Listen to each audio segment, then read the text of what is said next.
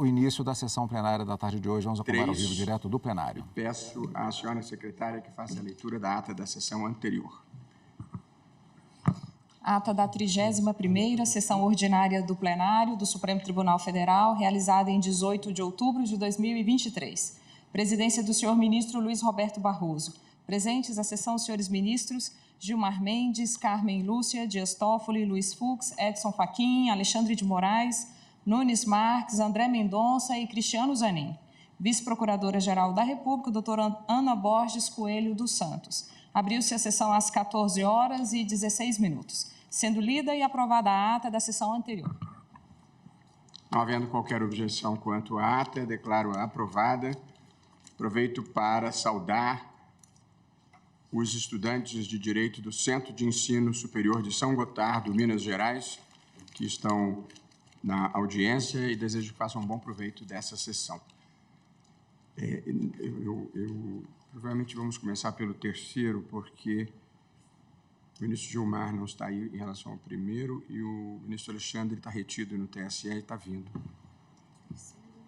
Regime jurídico... Isso. Deixa eu ver aqui. Também temos uma dificuldade porque o ministro Gilmar é um dos relatores. Aqui o relator é o ministro Ricardo Lewandowski.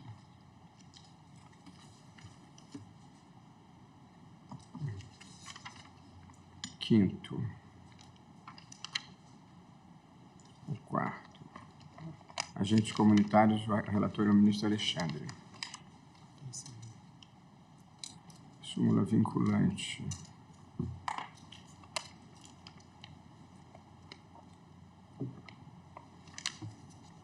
Pega os 5 para a gente ver.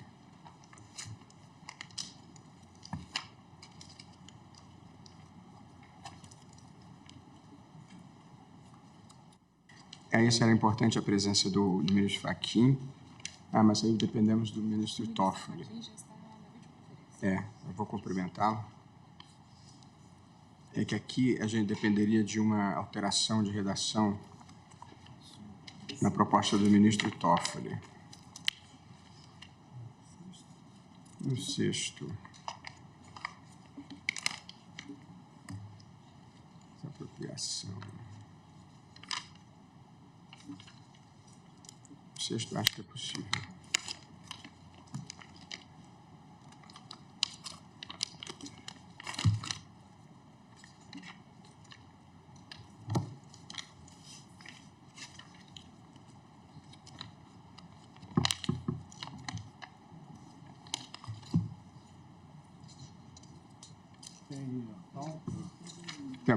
Nós vamos começar, colegas, aguardando a vinda dos ministros Alexandre, Toffoli e Gilmar, pelo processo de número 6. É uma proclamação de resultado. Portanto, apregou para definição de tese, em primeiro lugar, cumprimento os eminentes colegas, os que estão aqui em plenário físico, nossa decana aqui presente, ministra Carmen Lúcia, saúde do ministro Luiz Fux, ministro André Mendonça, ministro Cristiano Zanin, e cumprimento também o ministro Luiz Edson Fachin, que nos acompanha por videoconferência. Nós temos aqui, e vou apregoar para julgamento, proclamação de tese, o recurso extraordinário 922-144, que gerou o tema 865 da repercussão geral.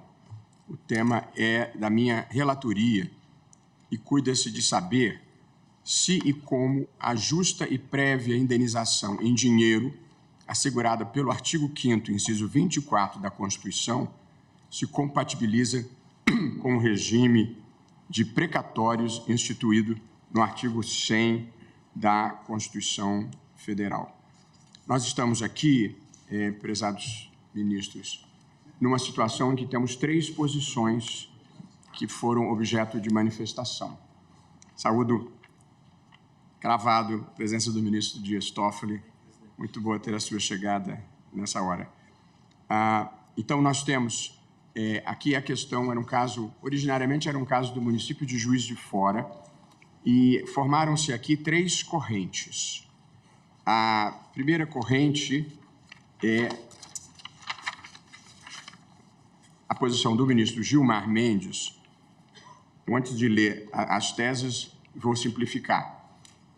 É uma discussão sobre como deve ser feito o pagamento do saldo devido numa indenização por desapropriação. Como todos sabem, o poder público faz um depósito inicial e, com frequência, a parte não está satisfeita com o valor ofertado, instaura-se uma fase de perícia e fixa, então, o valor a ser pago pela expropriação daquele bem. Geralmente, há uma diferença a ser paga ao expropriado. Nós estamos aqui discutindo como deve ser paga essa diferença. O ministro Gilmar Mendes tem uma posição em um extremo, digamos assim, a de que deva ser pago por precatório em qualquer caso. É a posição liderada por ele. A outra posição, no outro extremo, foi liderada pelo ministro Luiz Edson Fachin, que não deve ser precatório em nenhum caso, e sim pagamento direto ou depósito judicial. E temos a posição, que foi a minha, que era intermediária, de que se o município ou o ente público estiver em dia com os precatórios, pode ser por precatório. Se não estiver em dia, como infelizmente é o caso de boa parte dos entes públicos, tem que ser feito mediante pagamento em depósito judicial. Eu penso, mas vou submeter aos eminentes colegas, que esta seja a posição média. Então, passo a ler agora cada uma das três posições. A posição do ministro Gilmar Mendes. O pagamento em dinheiro da complementação do depósito prévio ou do valor indenizatório fixado em ação de desapropriação ocorrerá por meio de precatório, salvo nos casos em que a lei prevê expressamente que o pagamento deva ocorrer por meio de título da dívida. Portanto, Sua Excelência o ministro Fachin entende, o ministro Gilmar entende que sempre deve ser por precatório. A segunda posição é a do ministro Luiz Edson Fachin. Seguinte tese: no caso de necessidade de complementação da indenização, ao final do processo expropriatório, deverá o pagamento ser feito mediante depósito judicial, que é compatível com a Constituição, sem submissão ao regime de precatório previsto no artigo 100. De modo que a posição do ministro Fachin é que, na desapropriação, sempre o pagamento deve ser feito de maneira direta ou por depósito judicial. E, por fim, a minha posição é a seguinte: no caso de necessidade de complementação da indenização ao final do processo expropriatório, deverá o pagamento ser feito mediante depósito judicial direto, se o poder público não estiver em dia com os precatórios. Portanto, essas são as três posições que nós temos postas na mesa. Eu, encaminhando a votação, acredito que a última posição seja o voto médio, mas passo a ouvir os eminentes colegas. Ministro Cristiano Fachin, ministro Cristiano Zanin. Senhor presidente, cumprimento Vossa Excelência, cumprimento a ministra Carmen Lúcia, aos colegas aqui presentes, a doutora Ana, senhores advogados, advogadas, senhores estudantes e todos que nos assistem. Senhor presidente, na minha visão, essa posição, o voto médio defendido por Vossa Excelência, me parece o mais adequado para essa situação. Então, eu vou acompanhar a posição de Vossa Excelência no sentido de ficar com o voto médio em relação ao que foi colocado, pedindo vênia às demais posições. Nós não chegamos a deliberar o voto médio. E, embora o ministro Ricardo Lewandowski tivesse votado no caso concreto, ele ainda não havia votado na tese, de modo que não há problema em Vossa Excelência se pronunciar. Como vota o ministro André Mendonça? Senhor presidente, minha saudação, também aos eminentes pares, eminente ministra Carmen Lúcia, ministro Dias Toffoli, ministro Luiz Fux, ministro Cristiano Zanin, ministro Luiz Edson Fachin, também que nos acompanha, e a eminente subprocuradora-geral da República, senhores advogados, servidores. Senhor presidente, esse caso ele é interessante pelo mérito, interessante também pela resolução. O Supremo Tribunal Federal ele tem uma disposição no artigo 185, parágrafo 2º do seu regimento interno, que dispõe que prevaleceriam uma análise sobre os 2 votos com maior aderência, majoritários, que dividiriam essa maioria. Por outro lado, há uma tradição de aplicação do voto médio, que seria um voto de construção de um consenso da Corte. Se nós fôssemos aplicar, na literalidade, o 185, parágrafo 2º, a posição de Vossa Excelência, ela, por ter 3 votos no total, estaria com uma votação inferior, tanto a posição que foi conduzida, de um lado, pelo ministro Gilmar Mendes, e de outro, pelo ministro Edson Fachin. No mérito, rememoro que eu acompanhei o ministro Gilmar Mendes. Então, de minha parte, seria bastante interessante fazer essa trilha, mas não é dessa forma que penso deve ser conduzido o processo, numa busca de consenso e de um encontro médio das posições que foram externadas, razão pela qual eu acompanho na definição da tese a propositura de Vossa Excelência. Muito obrigado, ministro André Mendonça. Cumprimento o ministro Luiz Edson Fachin, que nos acompanha por videoconferência. Quase boa noite aí, ministro Fachin. Vossa Excelência tem a palavra. Muito obrigado, presidente. Saúde Vossa Excelência. Saúde a eminente ministra Carmen Lúcia, os eminentes pares.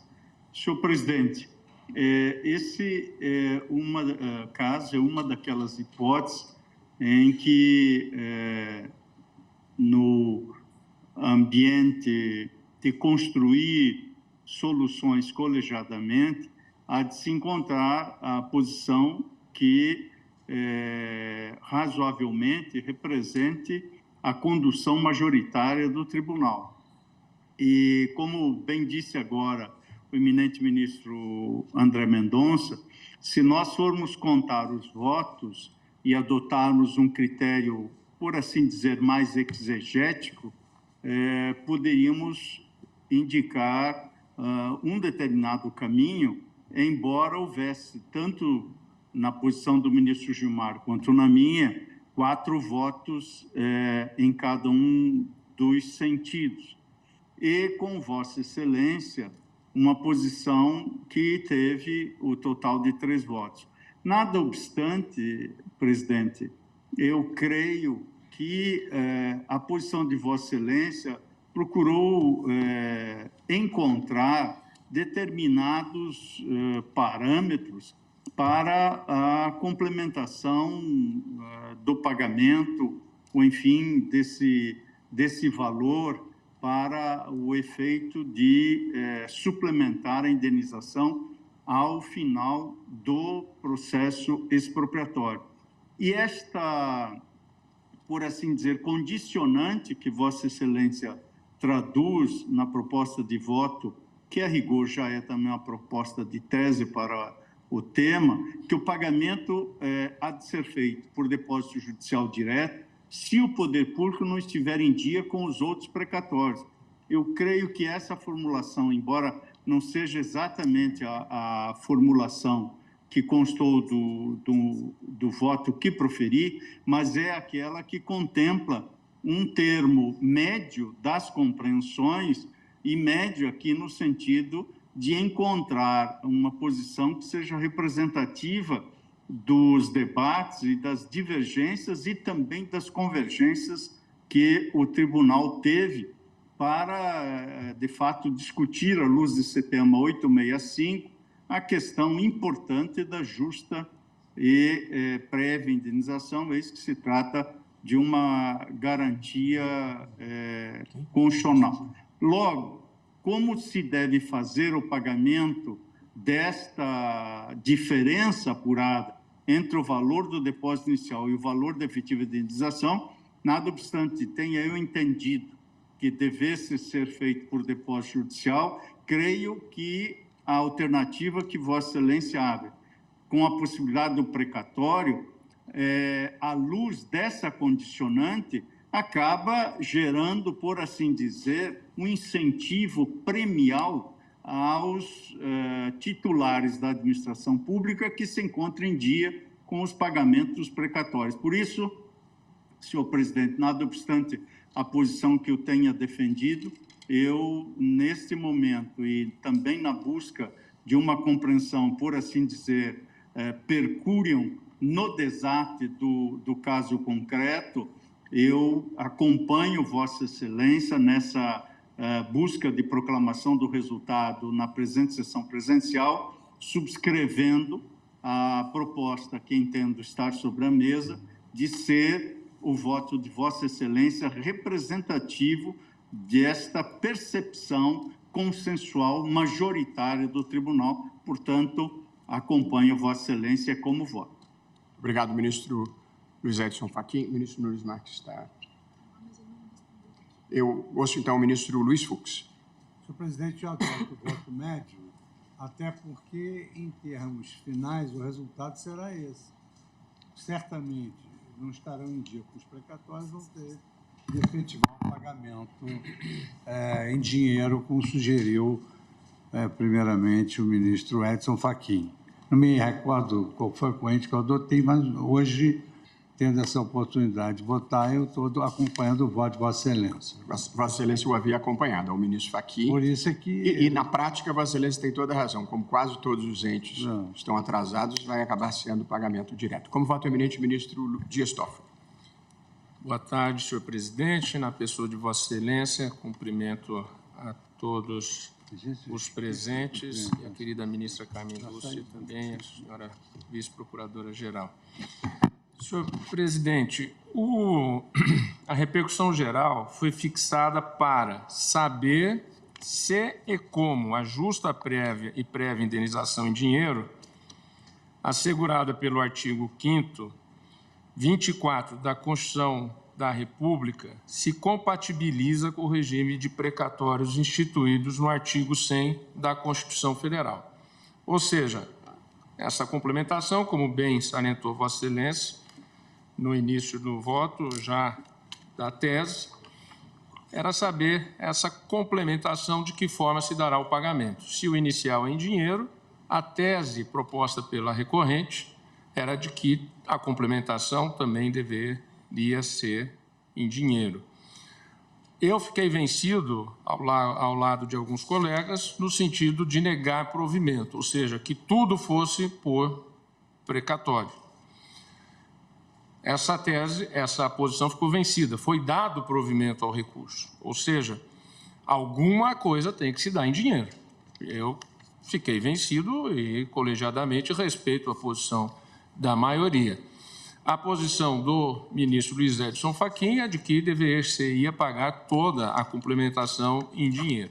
Se nós levássemos a situação concreta como um peso único para a solução da tese, evidentemente que então seria essa a solução a ser dada.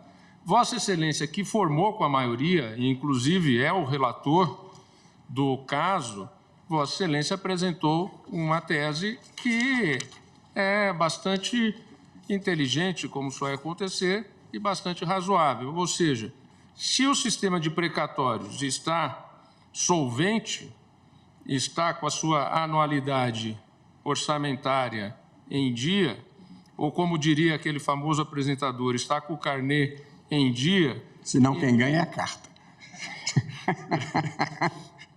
Então, o sistema de precatórios será o sistema para o devido pagamento. O que nós sabemos, isso gera em torno de 1 ano e, inclusive, se houver alguma mora, haverá o devido juros a partir do processamento do precatório. Pois, tirando aquela graça constitucional que o Supremo já decidiu existir.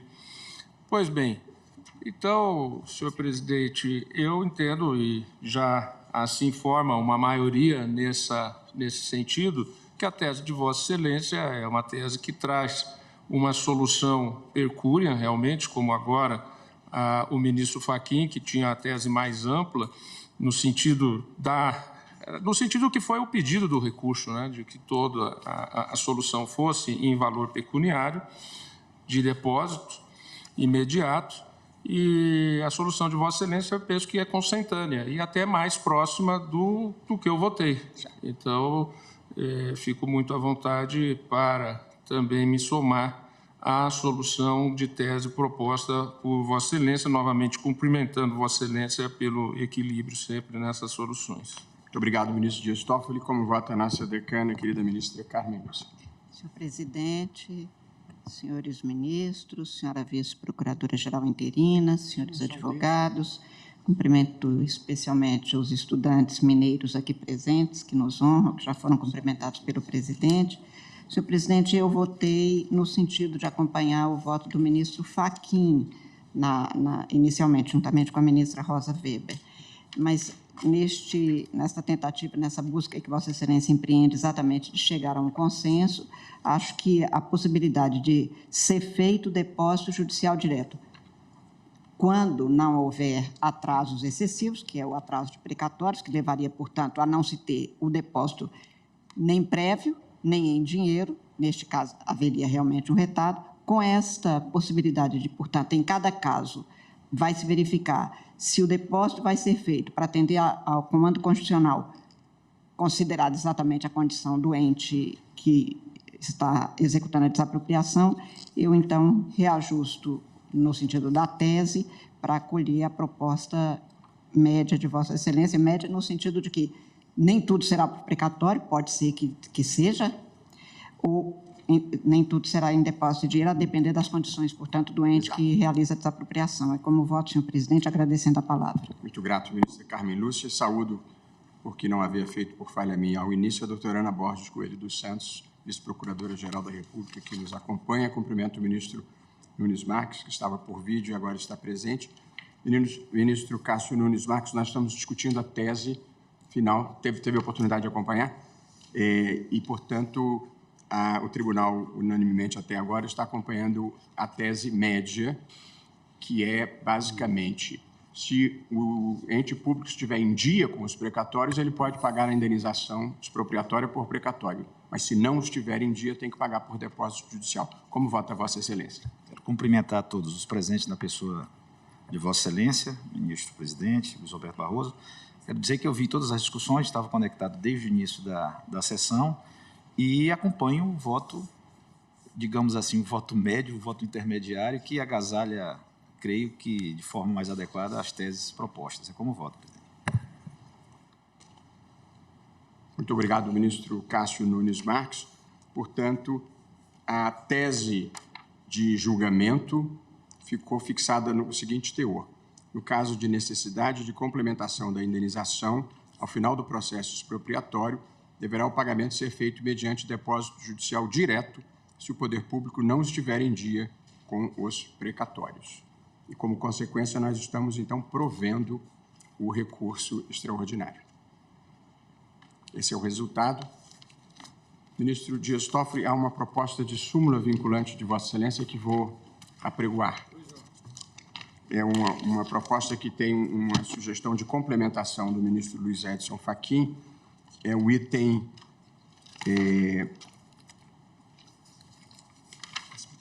o item 5 da pauta, proposta de súmula vinculante 139. Já houve início de julgamento? Eu leio o que consta da papeleta. Após o voto vista do ministro Alexandre de Moraes e dos votos dos ministros Rosa Weber e Roberto Barroso, todos acompanhando a divergência apresentada pelo ministro Luiz Edson Fachin, e do voto do ministro Nunes Marques, que acompanhava o ministro Dias Toffoli, o julgamento foi suspenso para a proclamação do resultado em sessão presencial. Só um minutinho. Aqui, já passo a palavra ao ministro Dias Toffoli, depois ao ministro Fachin, que tem as duas posições. Na verdade, há 6 votos pela tese do ministro Fachin e 4 votos pela tese do ministro Dias Toffoli. A tese proposta pelo ministro Dias Toffoli é a seguinte: é impositiva a fixação do regime aberto e a substituição da pena privativa de liberdade por restritiva de direitos, quando reconhecida a figura do tráfico privilegiado, artigo 33, parágrafo 4º da Lei 11.343, de 2006, e ausentes vetores negativos na primeira fase da dosimetria, que é a do artigo 59 do Código Penal. O ministro Luiz Edson Fachin acompanhou essa tese, mas sugeriu um acréscimo ao final, que era observados os requisitos do artigo 33, parágrafo 2º, a linha C, e do artigo 44, ambos do Código Penal. Portanto, basicamente, o que o ministro Luiz Edson Fachin sugere acrescentar é a dosimetria da pena não ser superior a 4 anos e não ser o caso de reincidência. Esse é um breve relatório. Eu agora ouço o relator, ou, na verdade, o proponente da súmula vinculante, o ministro Dias Toffoli. Em seguida, ouço o ministro Luiz Edson Fachin, para o Tribunal deliberar. Saúde a chegada do nosso decano, o ministro Gilmar Mendes. E ouço, então, o proponente da súmula vinculante, o ministro Dias Toffoli. Senhor presidente, aqui, no caso, na qualidade de presidente e atendendo a um apelo dos colegas de magistratura da seção criminal do STJ, e que por lá passavam vários casos, e aqui depois também chegavam alguns deles, a respeito da possibilidade do tráfico privilegiado deixar de ser aplicado, muitos tribunais deixavam de aplicado, mesmo quando a primeira fase da valoração era entendida como negativa, o artigo 59 do Código Penal. Se não há nenhuma razão para, na primeira fase, e isso é nossa jurisprudência, de aplicação do artigo 59, ter algum tipo de aumento na pena base, o que nós decidimos? Que não dá para aplicar, deixar de aplicar, melhor dizendo, o parágrafo 4º do artigo 33 da Lei do Tráfico de Drogas. Pois bem, essa é a nossa jurisprudência. Então, como muitos tribunais acabam não atendendo a jurisprudência, houve esse pleito de que se fizesse uma súmula vinculante. E, então, como presidente, eu propus a súmula e o ministro Luiz Edson Fachin, quando propus a súmula ao colegiado, eu me foquei na lei de drogas, explicitamente na lei do tráfico de drogas.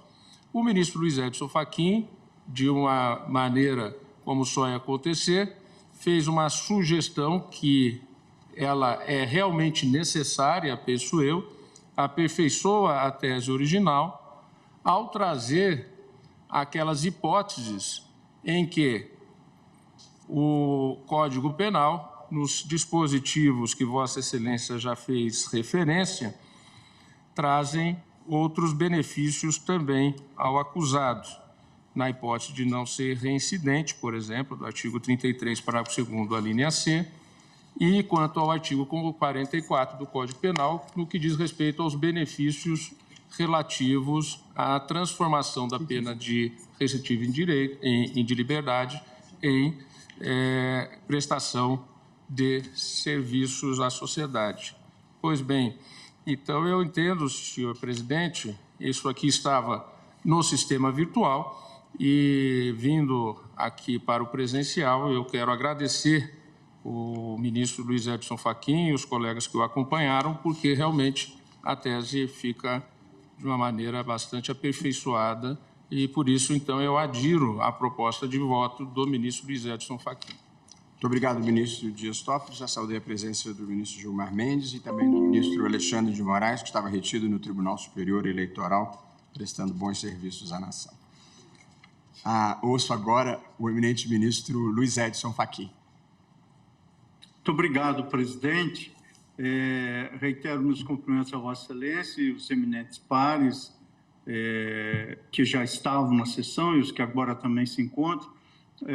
Senhor presidente, creio que a manifestação do eminente ministro Dias Toffoli já é suficiente por si só para deixar bem nítida a circunstância. eu aproveito o ensejo, presidente, para, mais uma vez, enaltecer as iniciativas e esta exemplar postura colaborativa e dialógica que o ministro Dias Toffoli tem brindado este colegiado. E, neste caso presente, também o diálogo com Sua Excelência me parece apresentar aqui um resultado frutífero. Portanto, com o acolhimento desta pequena sugestão adicional ao final da proposição que Sua Excelência, na presidência, fez para a súmula vinculante, não poderia deixar de acompanhar in totum a proposição do eminente ministro Dias Toffoli. É como me manifesto, presidente. Muito obrigado, ministro Luiz Edson Fachin. Como voto, ministro Cristiano Zanin. Não, mas eu acho que, tendo havido reajuste por parte do relator, eu acho que votam todos, porque aqui estamos votando algo diferente do que foi votado anteriormente. Todos de acordo com esse encaminhamento?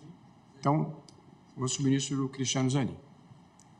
Senhor presidente, eu renovo meu cumprimento a todos e estou de acordo com a proposta feita pelo eminente ministro Dias Toffoli, agora com o acréscimo proposto pelo eminente ministro Edson Fachin. Muito obrigado, ministro Cristiano Zanin. Como vota o ministro André Mendonça? Senhor presidente, também aderindo à tese da súmula vinculante proposta pelo ministro Dias Toffoli, com os acréscimos inseridos pelo ministro Edson Fachin. Muito obrigado, ministro André Mendonça. Como vota o ministro Cássio Nunes Marques?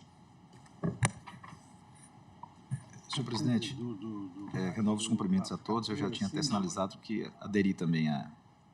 Perdão? Eu adiro também a... O ministro Cássio está aderindo à proposição. Ministro Alexandre de Moraes.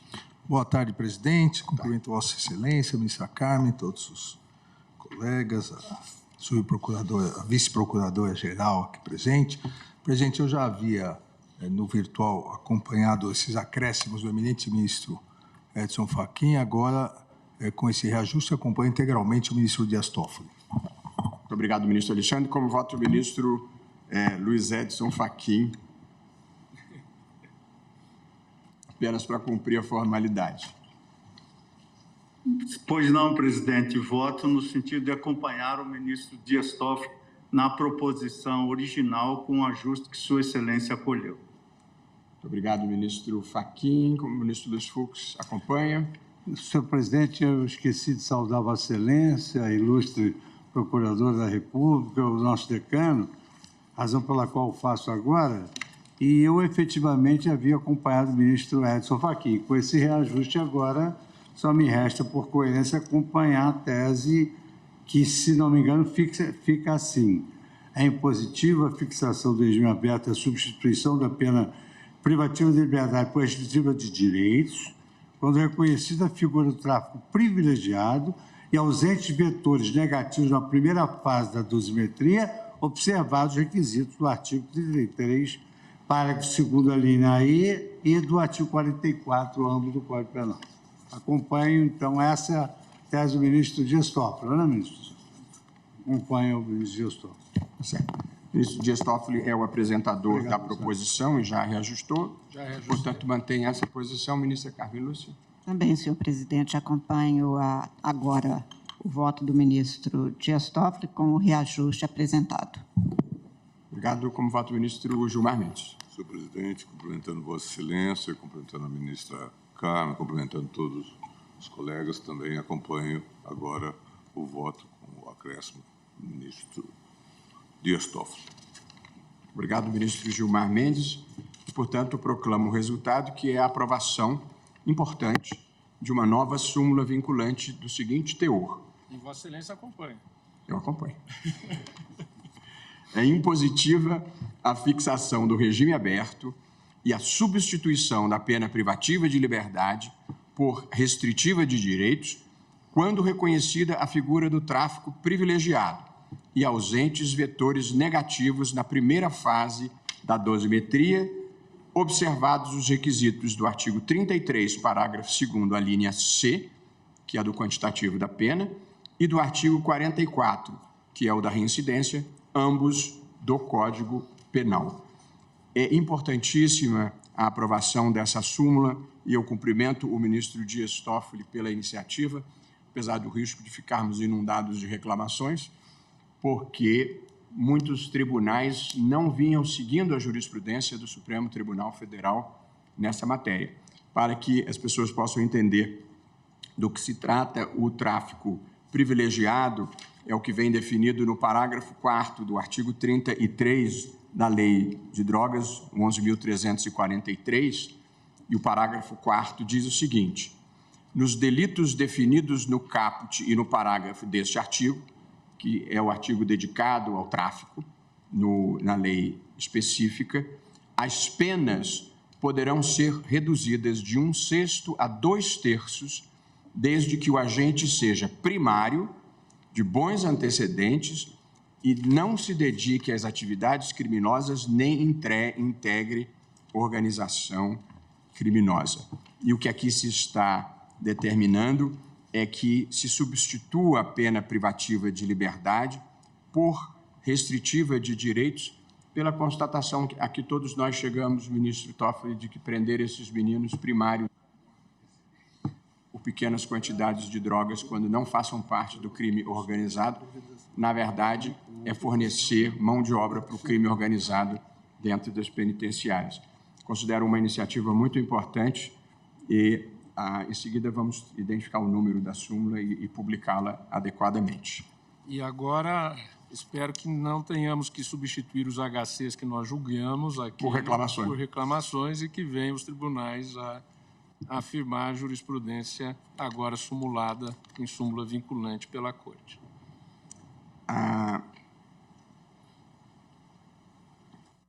Agora vamos, então, para o primeiro da pauta, que é o recurso extraordinário 614.873, da relatoria do ministro Marco Aurélio, não, do ministro Alexandre de Moraes, originariamente o ministro Marco Aurélio, e depois redator para acórdão o ministro Alexandre de Moraes. Também estamos já em fase de fixação de tese e vou relembrar aos colegas o quadro em que nos encontramos.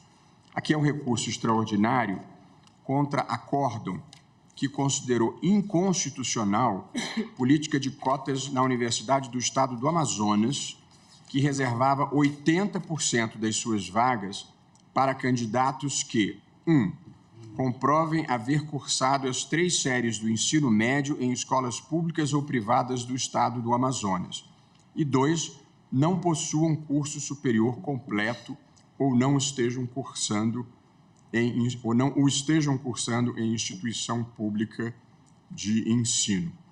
A matéria foi votada em plenário virtual, houve uma divisão expressiva dos votos e eu vou aqui recapitular as 3 posições que foram colocadas em plenário virtual para, uma vez mais, buscarmos o voto médio. Nós temos a primeira posição, que é a do relator originário, ministro Marco Aurélio, que propunha a seguinte tese, nós estamos apenas falando de tese... o ministro Marco Aurélio votou divergente. A proposta de tese do ministro Marco Aurélio: a adoção do critério regional para efeito de fixação de cotas em favor de candidatos a vagas nas universidades públicas, observada a razoabilidade e, enquanto verificadas as diferenças locais relativamente a cada curso de graduação, revela-se constitucional. Portanto, o ministro Marco Aurélio considerou válida a instituição de uma cota de 80% de reserva de vagas na Universidade do Amazonas para estudantes originários de escolas públicas ou privadas naquele estado. Essa é a tese 1. A tese 2 em debate é a do ministro Alexandre de Moraes, que tem o seguinte teor: é inconstitucional por ferimento ao artigo 19, inciso 3 da Constituição, a reserva de vagas em universidades públicas estaduais para candidatos que exija dos candidatos terem cursado o ensino médio integralmente no respectivo ente federativo.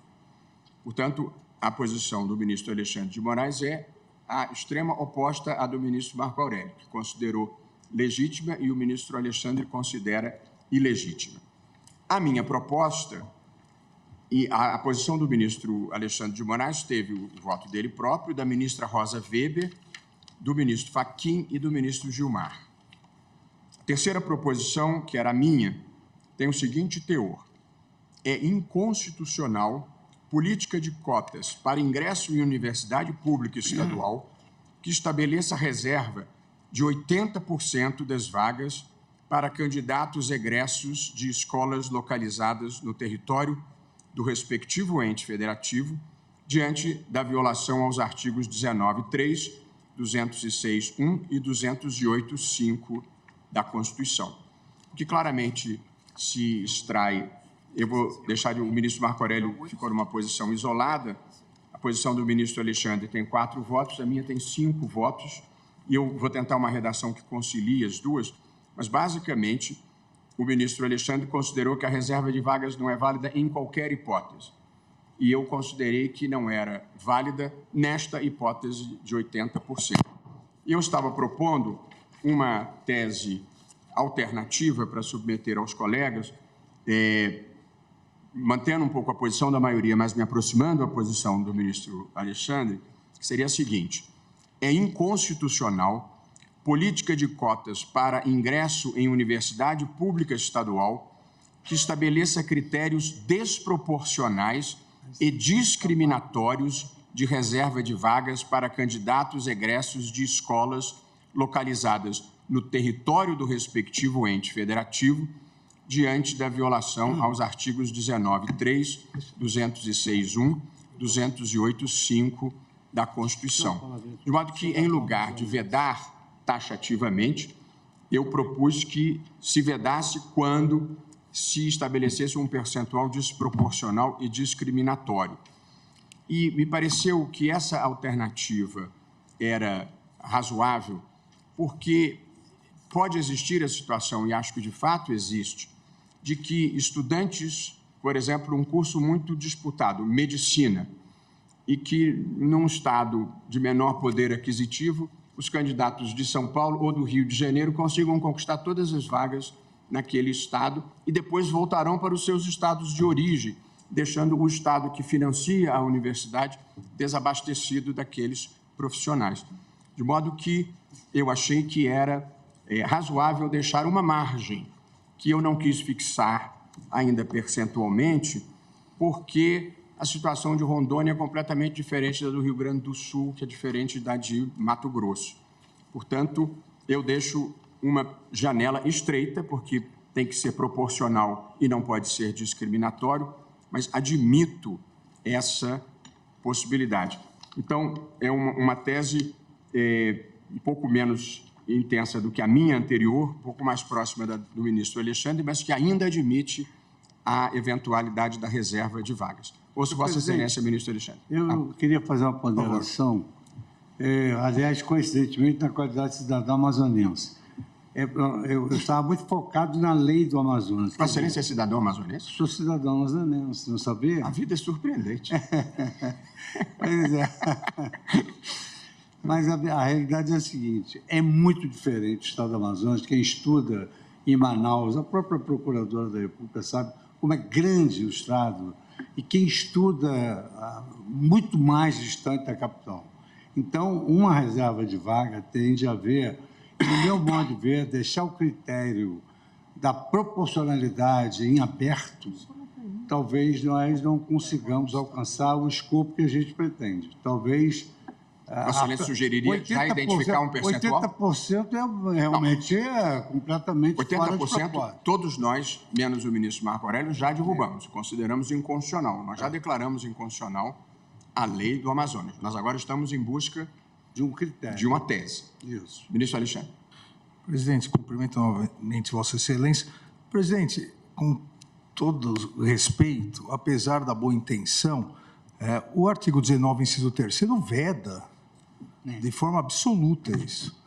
Uma das 3 vedações federativas é criar distinções entre brasileiros ou preferências entre os entes federativos. O fato de alguém ter feito o ensino num estado, ele é tão brasileiro quanto os demais. Porque nós estamos pensando no Amazonas. São Paulo, então, vai poder fixar tese percentual também só para alunos que fizeram em São Paulo? Na verdade, aqui a vedação é absoluta. É vedado, repito, o artigo 19, é vedado à União, aos estados, ao Distrito Federal, aos municípios, criar distinções entre brasileiros ou preferências entre si. Nós temos diversos julgados que não admitem que alguém seja beneficiado por ter a naturalidade do Estado A, do Estado B e do Estado C. Aqui, em verdade, nós estamos pegando o final do inciso 3º. O Estado do Amazonas está criando uma preferência para aqueles que fizeram o estudo no Estado do Amazonas. Ora, se nós formos radicalizar nisso, mesmo que seja um percentual baixo, todos os estados vão poder fazer isso em todas as universidades. Porque também não vai ser possível falar que o Amazonas pode e o Rio de Janeiro não pode, porque aí nós estaremos criando uma distinção entre os estados. Então, pedindo todas as venas, presidente, eu mantenho a tese que indiquei, que é inconstitucional, por ferimento ao artigo 19, inciso 3º da Constituição Federal, a reserva de vagas em universidades públicas estaduais para candidatos que exija dos candidatos terem cursado o ensino médio integralmente no respectivo ente federativo. Muito obrigado, ministro Alexandre. Eu faria a seguinte ponderação específica que considero relevante. Onde a Constituição veda discriminações, o intérprete tem que fazer a leitura que eu considero constitucionalmente adequada. A Constituição veda a discriminação entre homens e mulheres. Porém, se o Teatro Municipal de São Paulo estiver querendo contratar uma bailarina para interpretar Julieta, evidentemente ele pode restringir o critério a mulheres. Se o Estado do Rio de Janeiro quiser fazer um show para o Dia da Consciência Negra... E se for uma mulher trans? Não pode, presidente. Se quiser fazer um evento pelo Dia da Consciência Negra, pode contratar apenas grupos de pessoas negras.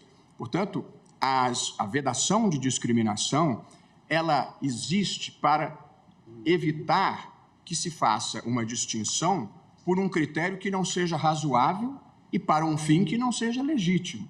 O que nós estamos aqui discutindo é se esse é um critério razoável e se o fim é legítimo. De modo que eu colocaria em discussão a proposição, e, portanto, a minha posição é os estados devem ter essa possibilidade e, evidentemente, o direito constitucional brasileiro não se compara com o de outros países, mas quero dizer que nos Estados Unidos as universidades estaduais fazem reserva de vagas para os alunos do estado e, mais do que isso, o aluno residente no estado paga cerca de 20% do valor da anuidade que pagam os que vêm de outros estados, porque, compreensivelmente, é dinheiro público daquele estado e eles querem prestigiar os cidadãos dos seus estados. Eu não considero ilegítimo em tese essa possibilidade. Então, na minha linha de argumentação, oposta à do ministro Alexandre, eu colocaria em debate a sugestão do ministro Fux de já estabelecermos 20% como uma cota máxima ou alguma coisa assim. Ainda antes de votar, gostaria de ouvir os colegas. Ministro Toffoli. Senhor presidente, refletindo diante da dialética do debate e das ponderações colocadas, vou pensar alto. É isso que estamos fazendo. Vou pensar alto. A especificidade do Amazonas. Talvez não fosse o caso de nós retirarmos a repercussão geral e estabelecermos o resultado num padrão específico para o estado do Amazonas. Estou pensando alto aqui, só para a reflexão dos colegas.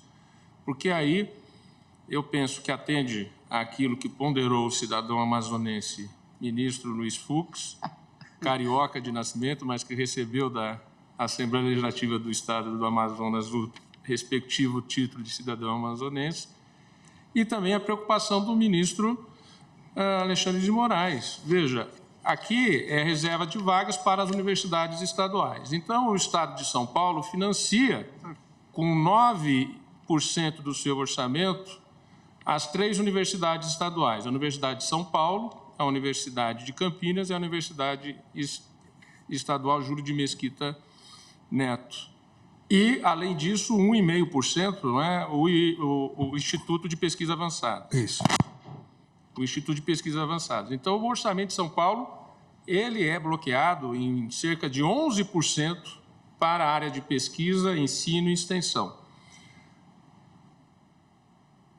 Se nós fixarmos uma tese geral, a Assembleia Legislativa do Estado de São Paulo estará autorizada a limitar o acesso a toda essa rede de ensino em determinada porcentagem aos seus cidadãos. E ministro Toffoli, permite, as 3 universidades de São Paulo, no Brasil, são as que mais recebem brasileiros de outros estados.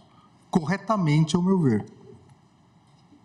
E é um argumento, na área de saúde, a gente tem acompanhado, também São Paulo atende uma boa parte da população brasileira, também a rede hospitalar, que obviamente tem o apoio do SUS, mas isso é extremamente complexo. Eu imagino que talvez a preocupação revelada pelo ministro Barroso passe por soluções de políticas públicas, que é o mesmo problema que a gente tem discutido no Mais Médicos, eventualmente ter escolas localizadas em determinados locais para que as pessoas, os médicos, lá fixem residência, lá se radiquem.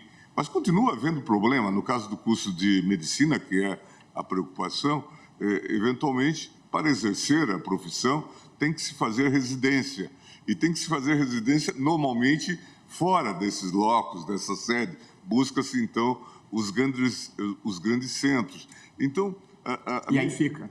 E aí fica, porque ali ele fez residência e começa a fazer estágios e também plantões. Então, a mim me parece que, com toda boa intenção, também essa norma vai acabar não produzindo o efeito. De modo que eu teria muito cuidado até para não gerar e não estimular esse tipo, um novo tipo de guerra fiscal. Quer dizer, seria uma... Ministro Gilmar, a minha tese coincide exatamente com o que disse o ministro Toffoli. Eu disse assim, 80% do estado do Amazonas é inconstitucional. Ponto. Mas não disse. De modo que a minha tese é inconstitucional política de cotas para ingresso em universidade pública estadual que estabeleça reserva de 80% das vagas para candidatos egressos de escolas localizadas no território do respectivo ente federativo, diante da violação aos artigos 19.3, 206.1, 208.5 da Constituição. Portanto, eu produzi uma solução para o caso. E mais não disse. Entendeu? A verdade é que antes da regra vem a promessa constitucional do preâmbulo de erradicação das desigualdades. Não, certo, mas o que eu estou propondo aqui é exatamente o que propôs o ministro Dias Toffoli. Resolvi o caso concreto. E nada falei sobre vedação ou permissão, entendeu? Estou resolvendo um caso concreto, até porque a gente pode querer amadurecer esse assunto um pouco mais. Eu não iria, em tese, além de declarar inconstitucional a reserva de 80% feita pelo Amazonas. Mas aí seria aqui talvez o ideal nós, então, retirarmos a repercussão geral, ficar com essa solução, que é o voto vencedor do ministro Alexandre de Moraes, e não fixar a tese. Eu acho... Talvez seja a melhor solução. Mas se nós ficarmos... O voto vencedor é o meu. Mas declarada inconstitucional deixa-se um espaço para... O voto vencedor, a tese vencedora é a minha. Não, eu até acompanhei Vossa Excelência, mas eu estou aqui a refletir. Nós estamos ainda em julgamento. O julgamento não, exato. Nós estamos discutindo a tese. Mas eu estou dizendo que a minha tese acolhe a proposta de Vossa Excelência, que é a gente resolve o caso concreto e não produz tese que extrapole o caso concreto. Presidente, permite? Na verdade, não resolve só o caso concreto. Amanhã, todos os estados poderão editar uma lei fixando um percentual. Todos, inclusive São Paulo. Ministro Alexandre, a minha tese é inconstitucional política de cotas para ingresso em universidade pública e estadual que estabeleça a reserva de 80% das vagas. Portanto, eu estou dizendo, é inconstitucional, 80%. Não estou discutindo outros valores. O restante menor é constitucional, então. Se nós falamos que é inconstitucional 80%, nós estamos autorizando um percentual. Não, eu estou dizendo, esse caso que prevê 80% é inconstitucional. Mas eu não estou dizendo nem que sim, nem que não em relação a nenhum outro caso. Vossa Excelência, na tese, continua falando que é possível quando for proporcional, quando... Não. A tese que eu falei proporcional era tentando conciliar com a de Vossa Excelência. A minha tese, que foi a tese majoritária, simplesmente declara inconstitucional 80%. Eu entendi, presidente, mas eu mantenho a minha, presidente. Portanto, a proposta do ministro Toffoli de que a gente não transforme isso numa repercussão geral que extrapole em seus efeitos a decisão da lei do Amazonas, eu acho que é uma boa proposta diante da própria divergência que se estabeleceu aqui mesmo. Eu até, senhor presidente, eu pediria como questão de ordem que fosse votada a minha preliminar, de retirada da repercussão geral do caso concreto. Isso que eu acho acaba ficando uma fórmula litero-poético-recreativa, com todas as vênias, porque, ao fim e ao cabo, vai sair do tribunal, ainda que a gente diga que não deu repercussão geral, vai sair daqui uma diretriz e portanto, vai ser uma orientação nesse sentido, que dificilmente nós teremos condições de declarar inconstitucional. A mim me parece, e acho que as preocupações do presidente Barroso são relevantíssimas, e de fato todos nós que conhecemos alguma coisa do Amazonas, ficamos impressionados com toda essa realidade, transporte, as dificuldades de deslocamento, tudo tem suas peculiaridades, mas talvez a solução demande políticas públicas, talvez até complementares, incentivo à permanência, uma série de coisas, porque, de fato, há esse fenômeno da cooptação.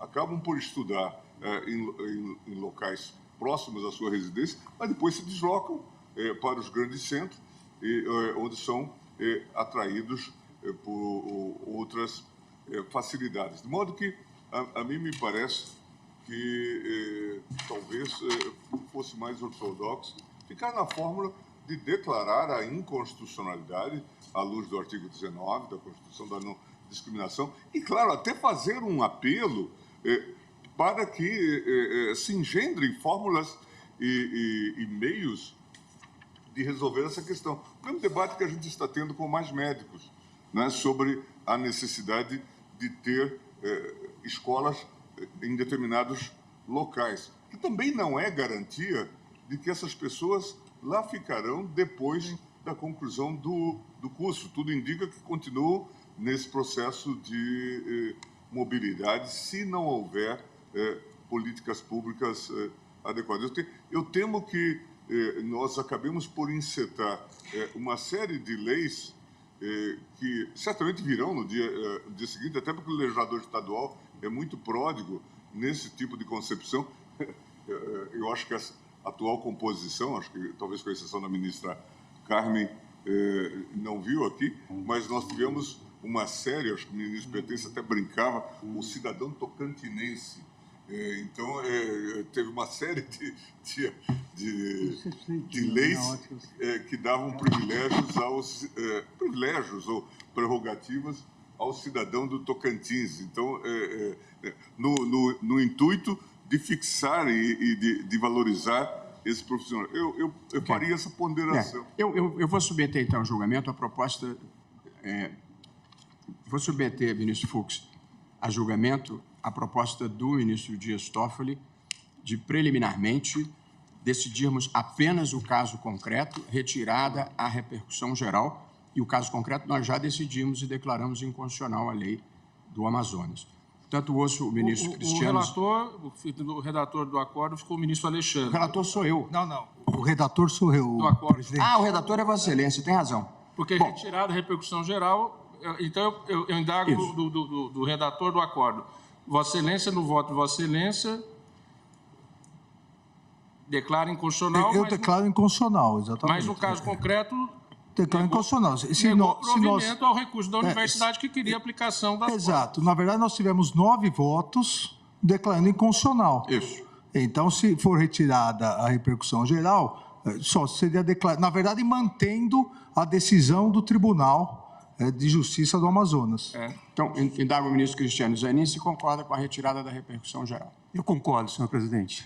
Indago dos colegas se alguém discorda da retirada da repercussão geral. A ministra Carmen está de acordo? Então, ficamos apenas com a declaração de inconstitucionalidade da lei do Estado do Amazonas, que estabeleceu essa cota e de certa forma, foi declarada inconstitucional é a cota de 80%. E esse é um debate que, eventualmente, pode vir a retornar a esse tribunal. Proclamo, então, o resultado. Na verdade, senhor presidente, o que eu quis, mais ou menos, esclarecer é o seguinte.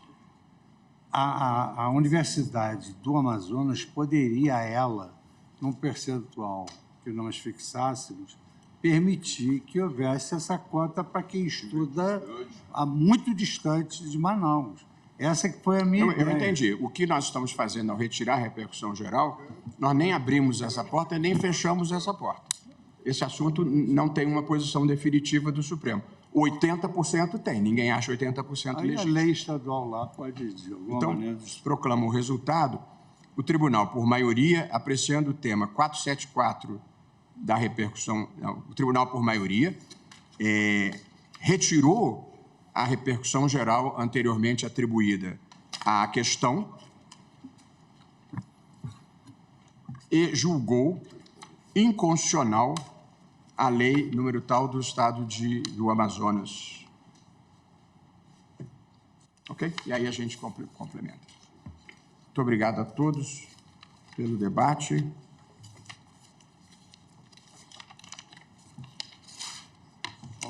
O Brasil é um país complexo que, às vezes, você não consegue soluções unificadas, porque São Paulo é diferente de Tocantins, que é diferente de Sergipe.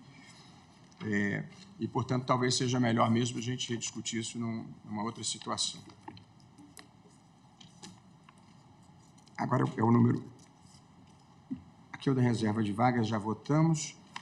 Sim. Agora, chamo a julgamento, também para fixação de tese, o recurso extraordinário 766-304 da relatoria do ministro, originário do ministro Marco Aurélio, com vista para o ministro Edson Fachin. Leio o que consta da papeleta. Em continuidade de julgamento e após o pregão do processo para fixação da tese, pediu vista dos autos o ministro Luiz Edson Fachin. O ministro Fachin devolveu a vista para continuidade em sessão virtual e o ministro Alexandre de Moraes pediu destaque. Nós temos aqui em discussão, já vou dar a palavra aos colegas, a discussão é o momento em que deve ser proposta a ação judicial com pedido de nomeação de candidato que tenha sido aprovado em concurso público, mas preterido. O momento em que deve ser proposta. E aí, alguns votos de mérito continham propostas de tese sobre as quais os ministros se manifestaram da forma que eu vou indicar. O ministro Zanin e o ministro André Mendonça ainda não votaram.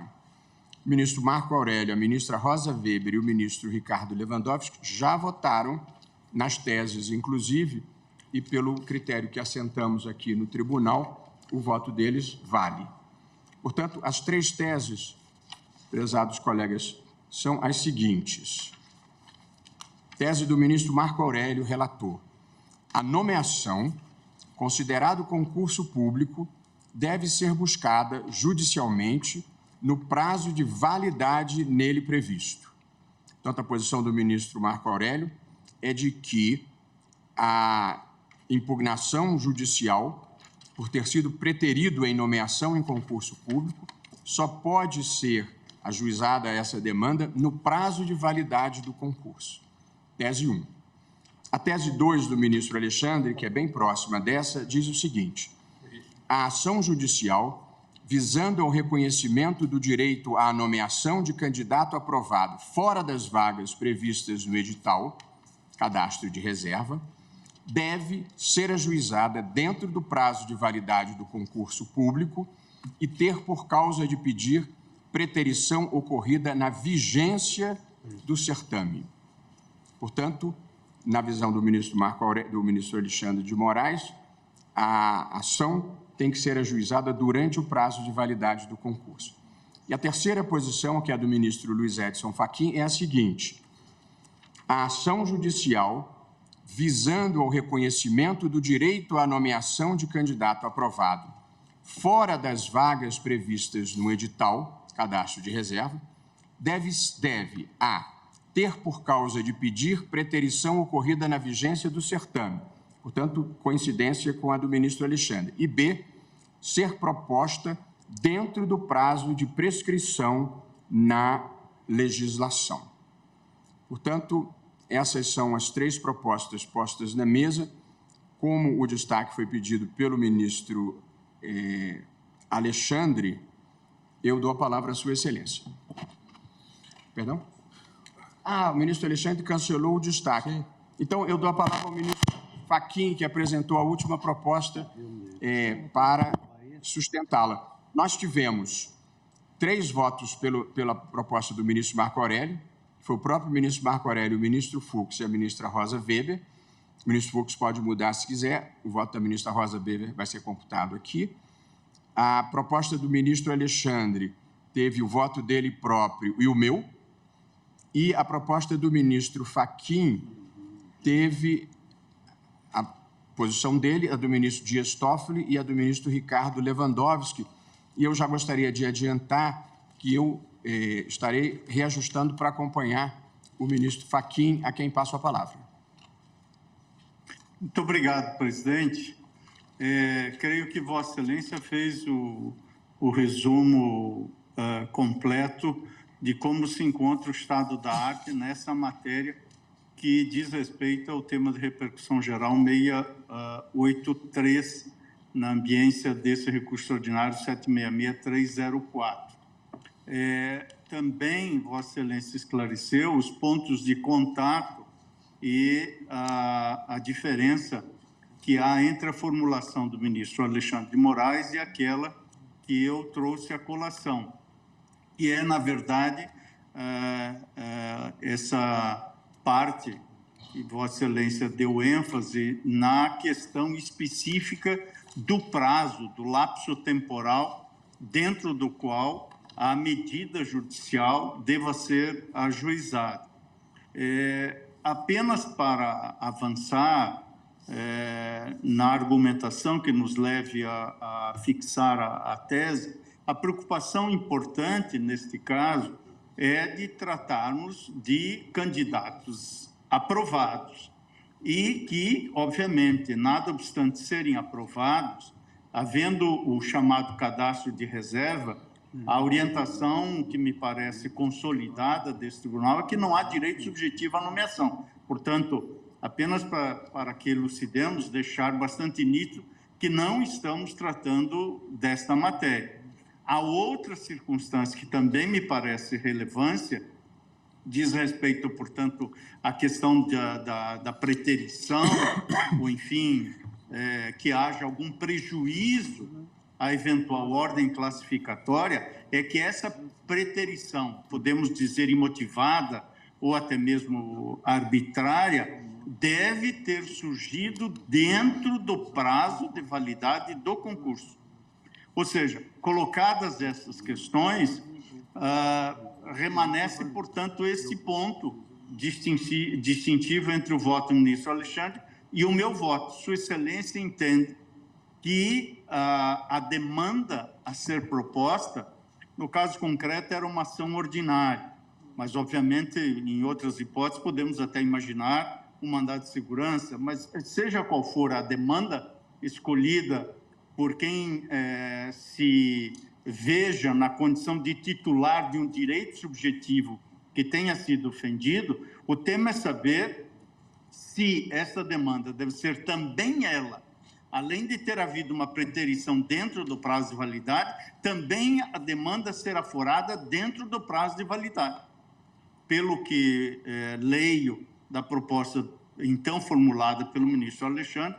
Essa é a posição de Sua Excelência. Eu, pessoalmente, entendo que deve ser proposta dentro do prazo previsto na legislação respectiva. Se há, obviamente, direito líquido e certo amparável por mandato de segurança, no prazo da ação de mandato de segurança. Se for uma ação ordinária, dentro do prazo que a legislação prevê para o aforamento de uma ação ordinária. E qual é a razão que me parece racional e sistemática para isso?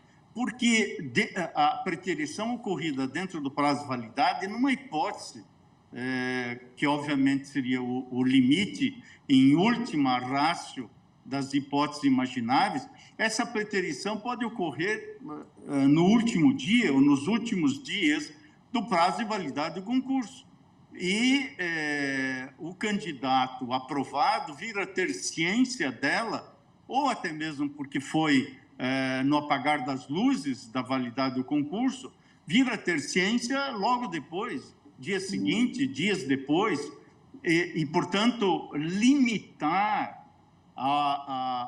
esse lapso temporal dentro do prazo de validade do concurso, me parece que seria um problema e até mesmo, quem sabe, uma causa obstativa ao acesso à justiça. Por isso, entendo que, em relação à tese originariamente proposta pelo ministro Marco Aurélio, a posição trazida à colação pelo ministro Alexandre, na minha compreensão, dá um passo adiante para explicitar o momento da preterição, que tem razão Sua Excelência, meu modo de ver, que há de ser dentro do prazo de validade do concurso, porém, entendo que não devamos fixar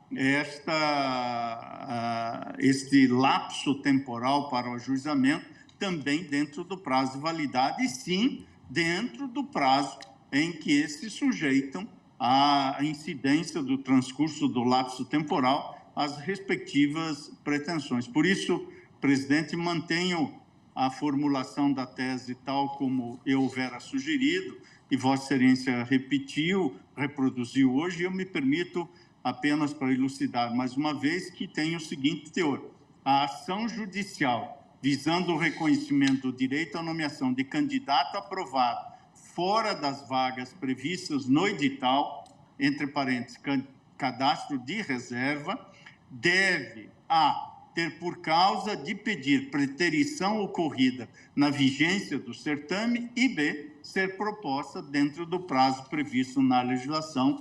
É a posição que trago para a deliberação do colegiado, senhor presidente. Muito obrigado. Vossa Excelência pediu a palavra, ministro Alexandre. Sim.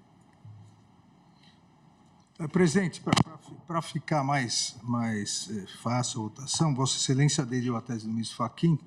Eu estou aderindo à tese do ministro Marco Aurélio, porque ficam dois posicionamentos bem diversos.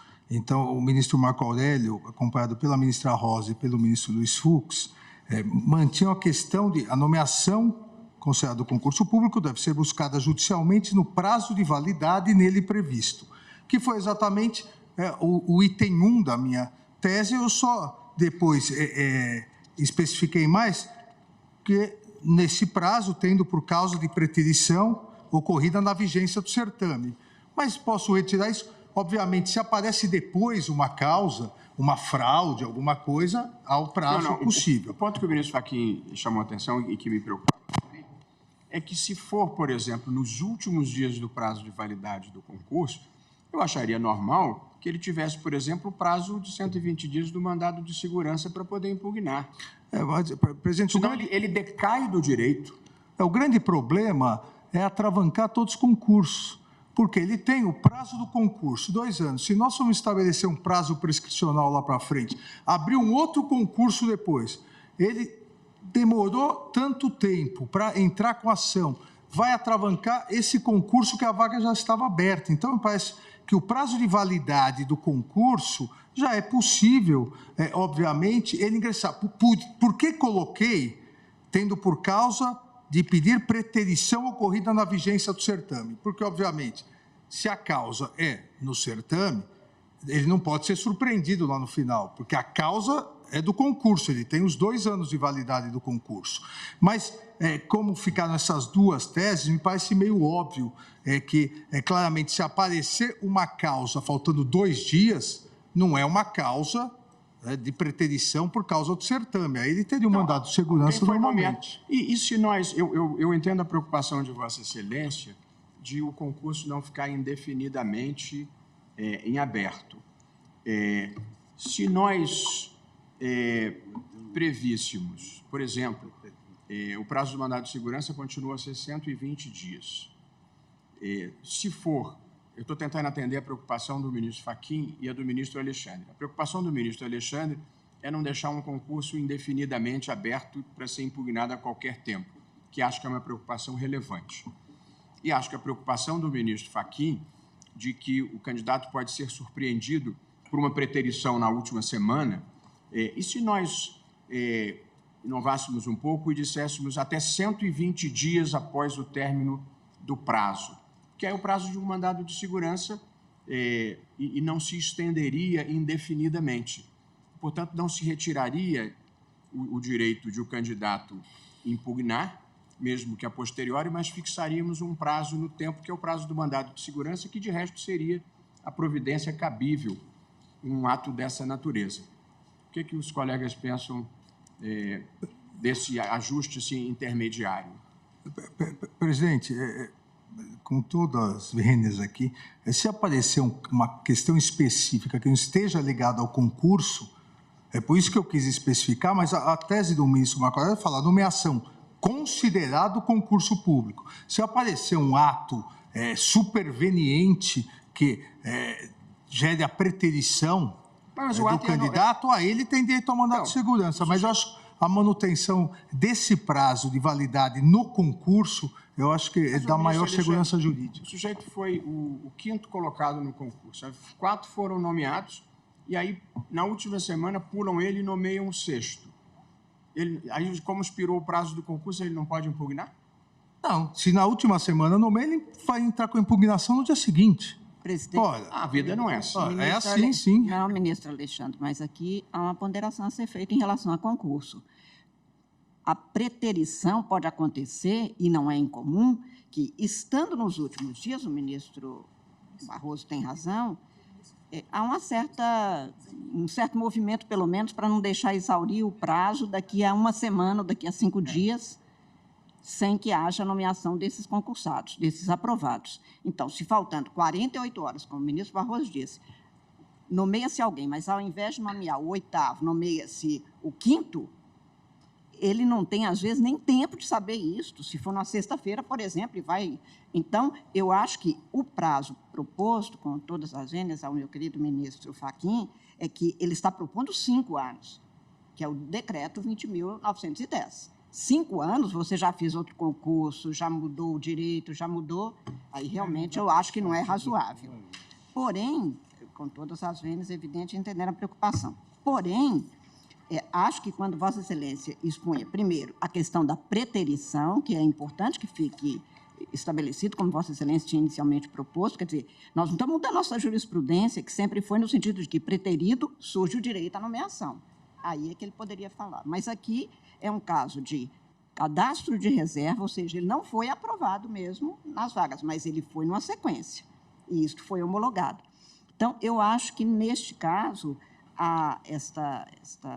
este enunciado, digamos, da tese do ministro Marco Aurélio, e também pedindo vênia, ela foge, inclusive, à nossa jurisprudência até aqui sobre a matéria.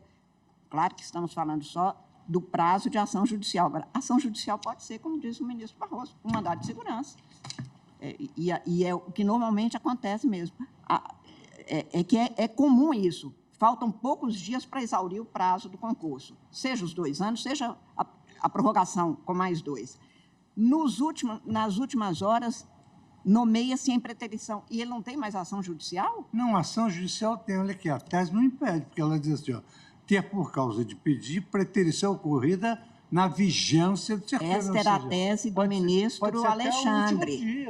Esta era a tese do ministro Alexandre, mas ele está aderindo à do ministro Marco Aurélio, que é tucur. A nomeação, considerada concurso público, deve ser buscada judicialmente no prazo de validade nele previsto. Portanto, eu estou dizendo, não cabe pedir nomeação fora do prazo de nomeação. Isso que o ministro Então, E com isso eu acho que realmente não dá A questão que a ministra Carmen Lúcia está a dizer, na minha opinião, tem todo sentido. Se a preterição se deu no último dia... Não dá tempo. Ele nem sabe, ele só fica sabendo na festa da posse. Com a devida vênia, o ministro Marco Aurélio é os que o acompanham. Se a preterição se deu no último dia, ele vai ter... Tá bem, mas se ela se deu no último dia, ela se deu ainda durante o prazo de vigência do concurso. Mas se deu a nomeação de outro. Quem está pedindo é quem não foi nomeado. Pois é, mas não está dentro do prazo. Ele não foi, vamos fraudado no seu direito ainda durante a vigência? Sim, no último dia. No último dia, que foi na sexta-feira. Ele tem direito de pleitear em juízo. Vamos lembrar aqui... Depois de expirado o prazo. Claro. Mas é isso que propôs o ministro Fachin. É isso. Só que eu coloquei na mesa a preocupação de deixar em aberto 5 anos. Pode ser muito, por isso que eu propus os 120 dias do mandato de segurança. Além do que nós estaríamos a seus 5 anos, ministro Fachin, restringindo um direito constitucional que é o do acesso à justiça. Ele não pode questionar, por ação judicial, uma preterição. Neste prazo, né, esse prazo de 120 dias, ele tem um alargamento, quer dizer, nem eu prendo a administração pública durante 5 anos, nem eu excluo um direito constitucional.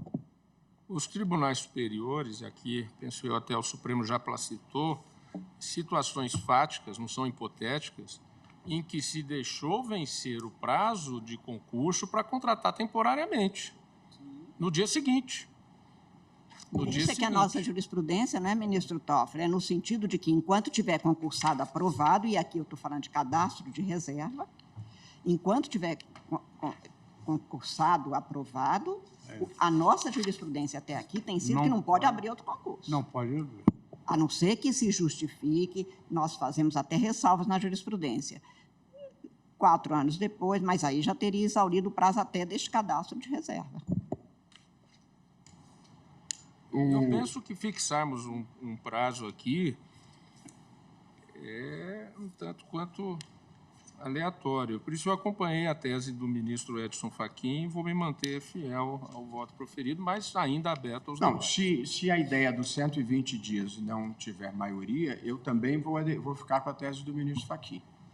Eu só acho que o argumento, por isso estou tentando um meio termo, o argumento do ministro Alexandre, quer dizer, depois de 4 anos e meio você impugnar um concurso é muito ruim. Então, talvez a gente limitar um pouco possa ser uma ideia, mas se não houver a maioria quanto aos 120 dias, eu também voto pelo que eu considero o direito da pessoa exercer o direito de ação enquanto não prescreve. Ministro Marco. A questão do prazo do mandado de segurança é só o prazo para o mandado de segurança, mas não elide a possibilidade de alguém manejar uma ação judicial ordinária, que valeria... Não, mas, ministro Gilmar, se a gente está dizendo que pode simplesmente decair do direito de propor qualquer ação, que é a proposta do ministro Alexandre, a gente pode dizer que só tem 120 dias, porque a gente estaria fazendo mais. O ideal ainda que a gente não diga não, da parte tem direito. Não, sim. Ainda que não diga não. Aí é que talvez tenha que ordenar, né? Porque se afirma que decaiu, o próprio direito substancial já não mais se coloca. Agora, de qualquer forma, se cabível mandado de segurança, seria cabível também a ação ordinária, no prazo da ação ordinária. Né? Mas se a gente pode inovar para dizer que decaiu do direito, a gente pode inovar para dizer que o direito tem que ser exercido em até 120 dias, porque a gente pode fazer mais, pode fazer o menos. Uhum. Eu acho que a minha preocupação... Desculpa. Não, a minha preocupação é que, para nós aqui, nós 4 que fomos de advocacia pública, eu fico imaginando como é que, depois de uma tese dessa, se alguém traz com ação 3 anos e meio depois do concurso, porque foi preterido, como é que eu faria uma defesa? Porque há uma súmula do Supremo dizendo que ele tem até 5 anos. A administração pública fica como? É isso, né? O interesse público em relação ao interesse particular, daquele que demorou 3 anos e meio para entrar em juízo. Quer dizer, não abriu outro concurso, não pode abrir outro concurso? Como é isso? Então, eu acho que é razoável que a gente... Estabeleça um prazo. 5 anos, eu acho que 5 anos, para quem foi advogado público sabe que isso é uma eternidade para a administração. Na verdade, nós não estamos discutindo o direito de ação, é o direito à nomeação. Então, o que ficou assentado?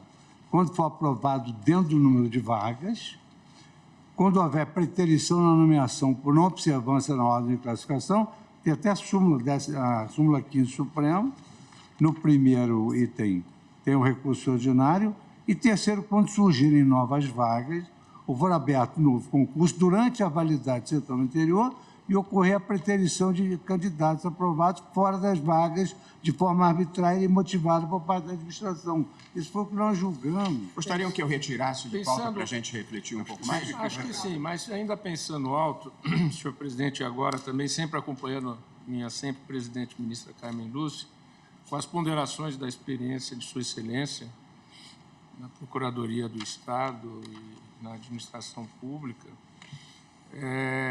talvez aqui, independentemente da sugestão de retirar para maior reflexão, no item B proposto pelo ministro Fachin, agora pedindo vênia eu que eu acompanhava, mas por enquanto só para reflexão, o item B ser proposta dentro do prazo previsto para a ação de mandado de segurança, independentemente do instrumento. Algo do tipo, na linha da proposta de Vossa Excelência, porque poderia ser uma ação ordinária, mas dentro do prazo do mandado de segurança. Até porque aqui, para se dar uma procedência, mesmo uma ação ordinária, nós temos claramente que ter um direito líquido e certo, dentro da situação de preterição. A situação de preterição, realmente, quando ela ocorre, ela é algo que se mostra muitas vezes patente. E não é à toa que aqui mesmo nós já, como eu disse, decidimos que ao não chamamento do cadastro reserva e no dia seguinte fazer, ou na semana seguinte, ou no mês seguinte fazer contratação temporária, é absolutamente incompatível com a Constituição. Então, são casos assim, e será realmente, depois de expirado o prazo do concurso. São casos realmente que o direito é patente. Então, eu penso aqui, avançando um pouco, evoluindo, então, eu acho que dentro das ponderações que a minha professora Carmen Lúcia fez, eu acho que passo a ficar mais com a proposta de Vossa Excelência. Imagine outra situação, e aí nós estamos falando de um interesse legítimo de um concursado, mas já havia uma situação que é fora completamente do que nós estamos falando, mas de uma pessoa que teria esperado, segundo o então Procurador-Geral de Minas, 1 ano e meio para reclamar direito, porque ele estava esperando se aposentar num outro cargo. Então, nós temos... O ser humano é criativo. É bom a gente saber disso. Mas podemos ter situações, para ficar nos exemplos aí mais banais, em que se encerra o prazo de validade para a nomeação e daqui a pouco, ou imediatamente, começam-se, por exemplo, as contratações temporárias. Sim, nós já tivemos casos daí daí a algum tempo, vamos dizer que daí a 3 ou 4 anos. Portanto, em burla ao sistema concursivo. Daí vai surgir o direito deste candidato a invocar a preterição. 3, 4 anos depois. Seria muito ruim. Sim, mas isso acontece. Então, nós vamos coibir isso com a ideia que eu propus inicialmente, a ministra Carmen aprofundou e o ministro Toffoli aparentemente aderiu, se nós disséssemos que a impugnação tem que ser dentro do prazo do mandado de segurança, após expirado o prazo do concurso. Eu acho que é uma solução... Ministro André, que foi advogado público, não quer participar desse... É porque Vossa Excelência foi nomeado no lugar do ministro Marco Aurélio. Não posso votar. Acho que sim. Pode debater. Pode debater, e se for uma tese nova... Se for uma tese nova, acho até que Vossa Excelência pode votar. Salvo se for mantida a tese do ministro Marco Aurélio. Claro, eu estava nessa dúvida. Se for mantida a tese do ministro Marco Aurélio. Se posso, de alguma forma, e discussão extremamente interessante, todas as preocupações muito legítimas de lado a lado. A preocupação trazida pelo ministro Edson Fachin, ela é extremamente pertinente. para se preservarem injustiças. Voltemos ao Amazonas. Uma coisa é um concurso federal, outra é um concurso municipal. Por exemplo, pessoas de um outro município que prestam, sim, as condições tecnológicas que nós temos, e normalmente os problemas ocorrem nas pequenas cidades e localidades. Também é legítima a preocupação que foi levantada por vários ministros em relação a uma continuidade da administração pública que é imprescindível. Eu só fico preocupado em restringir ao mandado de segurança, mas, por exemplo... Ao prazo. Ao prazo. Nós podemos ter uma decisão vinculante do Supremo, essa questão ela é desobedecida em um determinado contexto, pode ensejar, por exemplo, o direito à reclamação. Sempre. Para isso é mais perigosa a súmula vinculante que nós acabamos de aprovar. Então, dentro desse contexto, eu acho que se preservam tanto o direito do candidato, que foi preterido, como também o interesse público da continuidade do serviço público. É a minha modesta contribuição. A fixação de um prazo limite, Vossa Excelência considera? Eu considero. Se o prazo não fosse os 5 anos, prazo geral de prescrição, haveria uma outra possibilidade. Mas acho que essa é uma questão... A ideia de fixar um prazo já tem, em princípio, a adesão da ministra Carmen, de Vossa Excelência, e do ministro Toffoli. Ministro Cássio, gostaria de opinar. Ainda ninguém está votando, viu? Estamos pensando... Eu queria registrar que, por enquanto, a melhor proposta que eu vi foi a de adiamento, porque nós estamos aí prestes a cantar o aniversário do decreto 20.910. Daqui a 9 aninhos ele faz um século. A sociedade brasileira está acostumada a guardar tudo nos últimos 5 anos. Então, a minha preocupação, na esteira um pouco do que disse o ministro André Mendonça, fixar um prazo de 120 dias, quando se trata de um município, é muito fácil de fazer não diria uma elisão, porque seria uma fraude, né? Tem que ser uma evasão mesmo, porque passa rapidamente 120 dias. As contratações podem advir logo após e não tem direito de ação.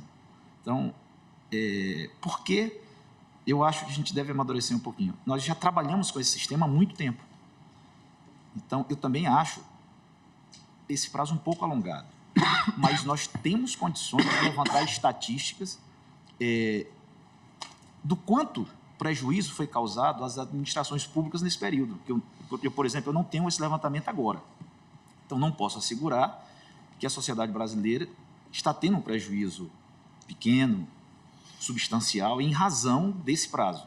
E talvez o adiamento, a gente consiga buscar dados em municípios, em estados, e saber a realidade, a fotografia do país. Esse prazo realmente tem atrapalhado, de fato, porque o que foi colocado pelo ministro Carmen Lúcia e por Vossa Excelência, eu concordo, mas talvez, na busca desses dados, a gente consiga consolidar mais essa posição.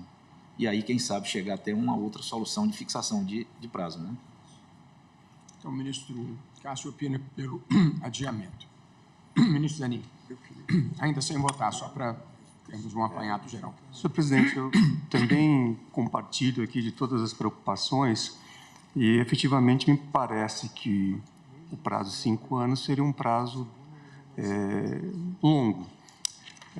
Por outro lado, o prazo de 120 dias também tem a preocupação aqui levantada pelo ministro Cássio Nunes Marques de ser um prazo exíguo em algumas localidades do nosso país. A Lei 7.144, que estabelece prazos para a impugnação de resultado final de concurso, não é o caso aqui, mas ela prevê um prazo prescricional de 1 ano. Qual lei, ministro? A Lei 7.144, de 83. Estabelece prescrição de ação contra atos relativos a concursos para provimento de cargos e empregos na administração pública federal e autarquias. Então, no artigo 1º, ela estabelece o prazo de 1 ano para impugnação de homologação de resultado de concurso. Então, é mais um dado, talvez, que tenhamos aqui para reflexão um prazo estabelecido em lei. Claro, não é uma situação idêntica. Mas veja, desculpe interromper, Vossa Excelência, mas achei um achado aqui. Veja o que diz o artigo 1º dessa lei que o ministro Zanin acaba de invocar. Prescreve em 1 ano, a contar da data em que for publicada a homologação do resultado final, o direito de ação contra quaisquer atos relativos a concursos para provimento de cargos e empregos na administração federal direta e nas autarquias federais. Aqui tem um prazo. Tem um parâmetro. 1 ano. Um parâmetro, exatamente. É da homologação. Acho que aqui, em um prazo legal. Exato. Mas esse prazo é da homologação, né? Isso, é uma situação Não é de uma nomeação de cadastro de reserva. Poxa, Vossa Excelência tem um microfone especial só para Vossa Porque Excelência? quebraram. O presidente, porque eu divergi, ele mandou cortar o meu microfone. Mas a tecnocracia do Supremo conseguiu que eu tirei da mão o microfone aqui. Esse microfone facilita a concordância com alguma coisa, entendeu?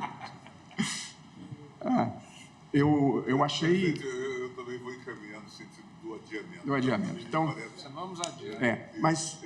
Talvez a gente pudesse até fazer um inventário das situações existentes e que ensejam essas possibilidades de impugnação.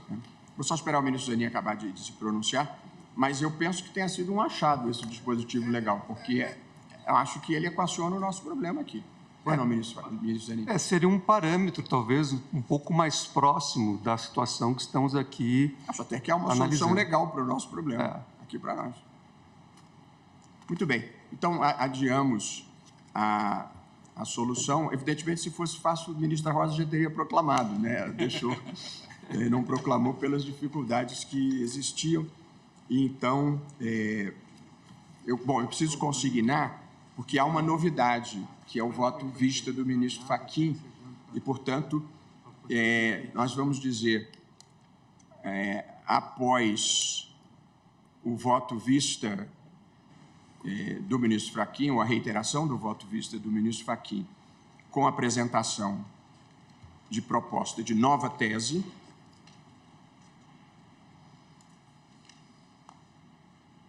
o tribunal deliberou adiar a discussão da matéria.